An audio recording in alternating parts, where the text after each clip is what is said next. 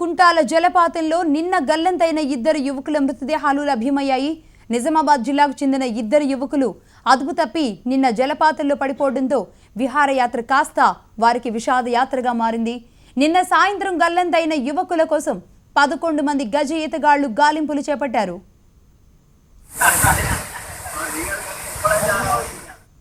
మొత్తానికి 20 గంటల తర్వాత గజ ఈతగాళ్లు 2 మృతదేహాలని బయటకు తీసినట్లుగా తెలుస్తోంది. దీనికి సంబంధించిన డీటెయిల్స్ అంజయ్య అందిస్తారు. Anjaiah.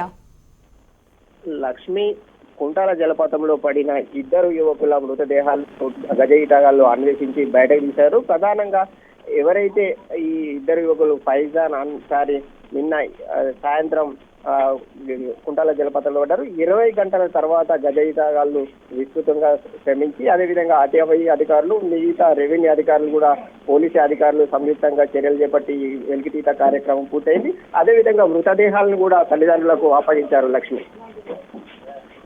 Right, thank you Anjaiah details అందించినందుకు.